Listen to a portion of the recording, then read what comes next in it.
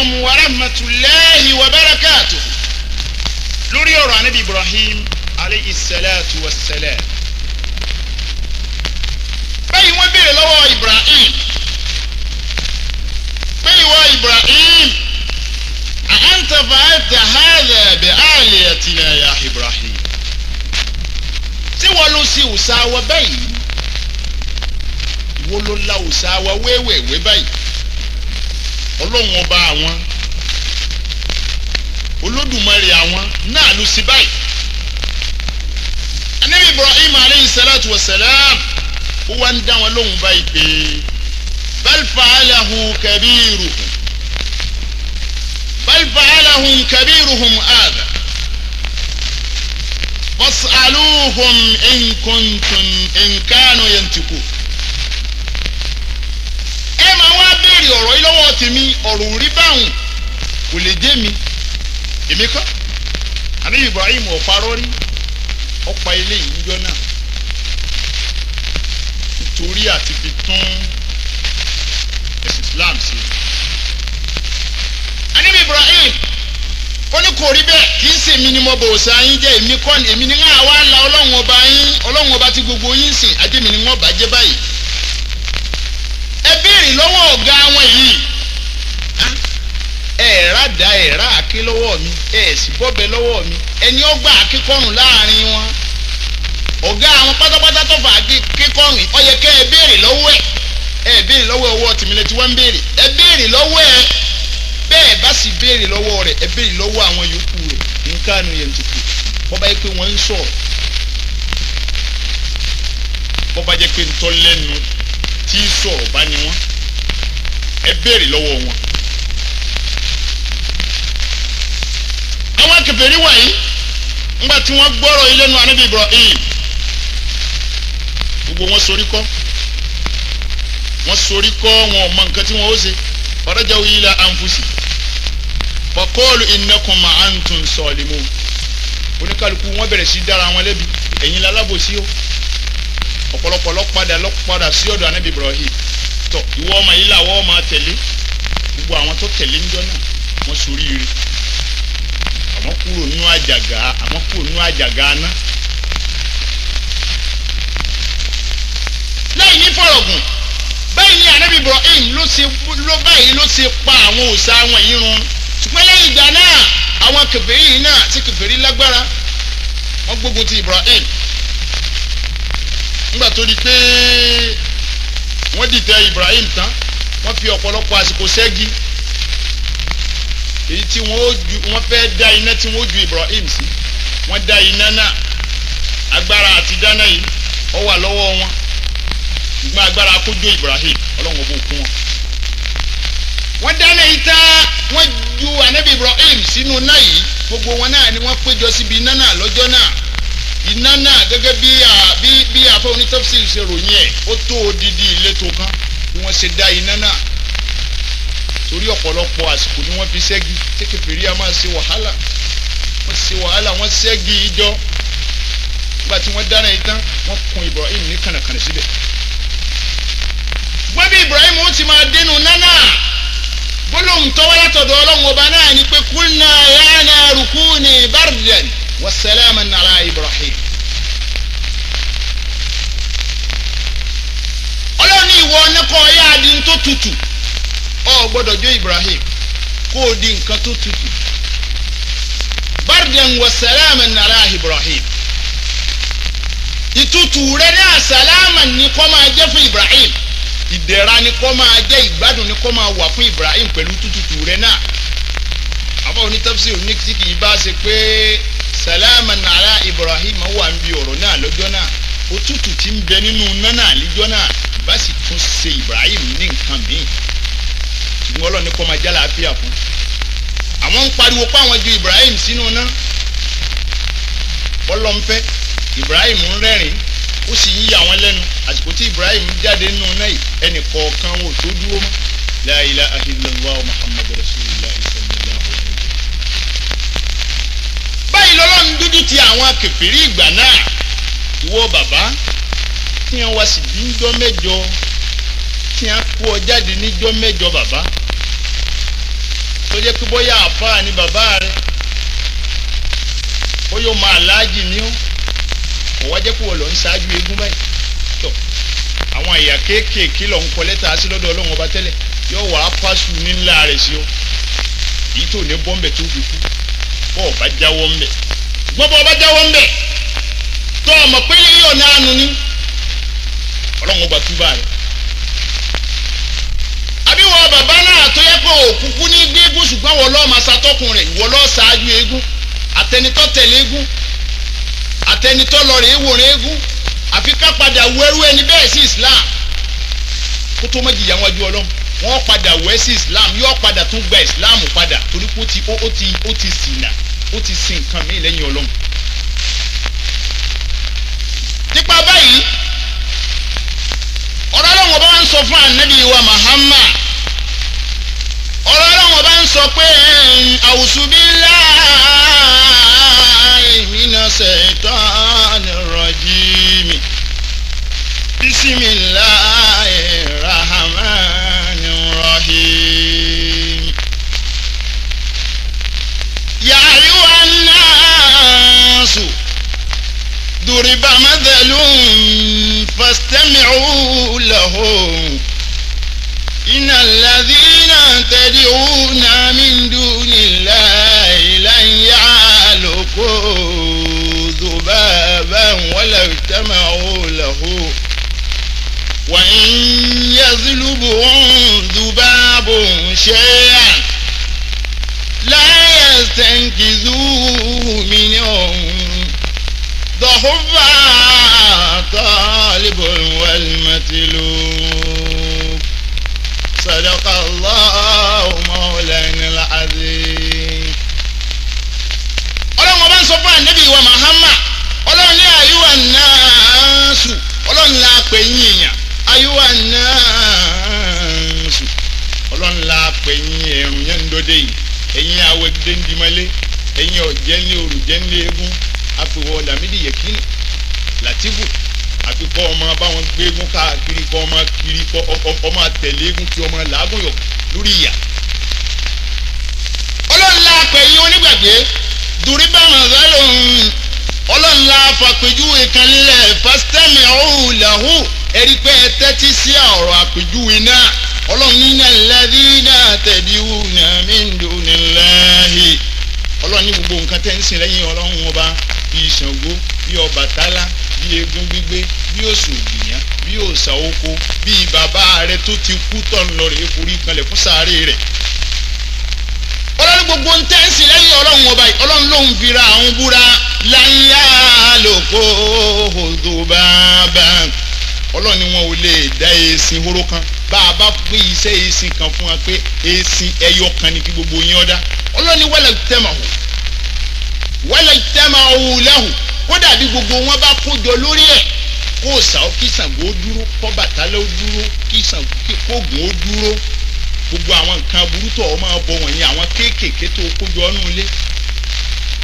bàbá alábùkù tó bí bèjì tó kan kú mbẹ̀ tó lọ gbẹ̀rì ọ̀kan ó gbẹ̀rì ọ̀kan ó gbé ilé bọ́bá rántá yé ń sẹ́ Kẹ́hìndé ò sí ránṣẹ́ ńlé.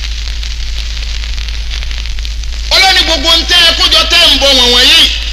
láyé alùpùpù ṣùgbọ́n walaw ijtama'u lahu ọlọ́run níbi yẹn bá kójọ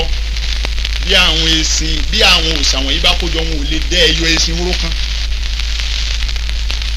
ọlọ́run ní pẹ̀lú pé wọn ò wá lè dẹ́ ẹyọ èsìn hóró kan wa in yaslubuhum subabu shay'an ṣùgbọ́n tí èsìn kan bá bọ́ síwájú àwọn òòṣà wọ̀nyí tó bá gbé nǹkan kankan nínú àwọn nǹkan tẹ́ kó jọ síwájú wọn tó bá gbé nǹkan kankan ọlọ́run ní la yastankizuhu minhu àwọn òòṣà yìí ò ní lè gba nǹkan tí èsìn gbé lọ́wọ́ rẹ̀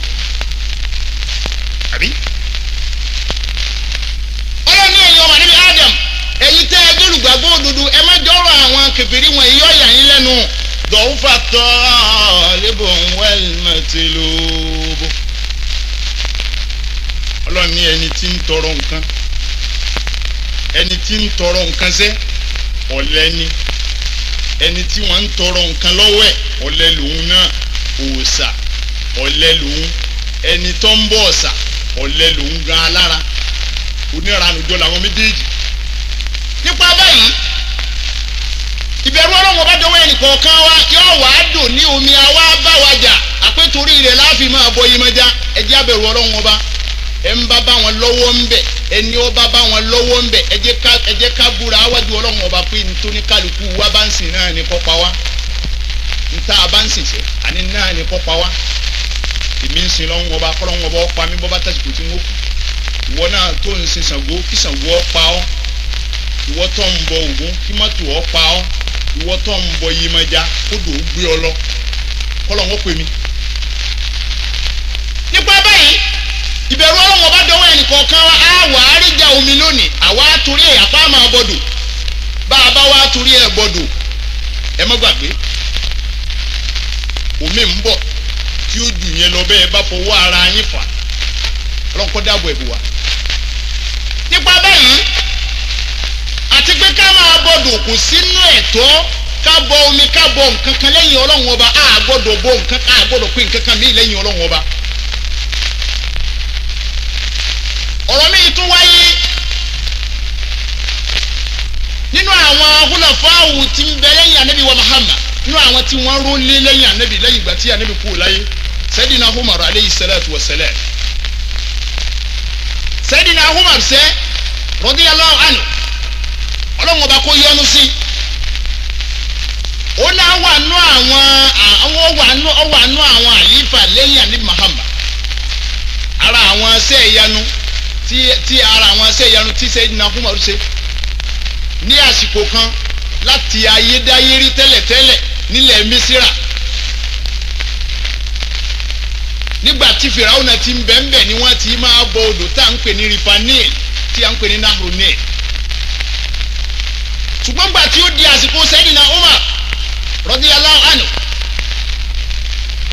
ẹni tó ń bẹ lórí oyè lásìkò ògbà náà òun náà ni Amr ibn Khas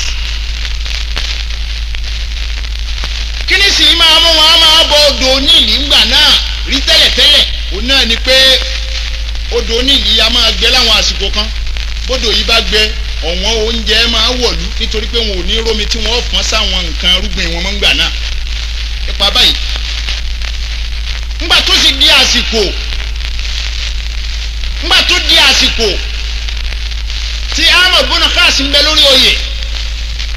wọ́n lọ rèé bá Amr ibn Khas wọ́n ní ìwọ ọba wa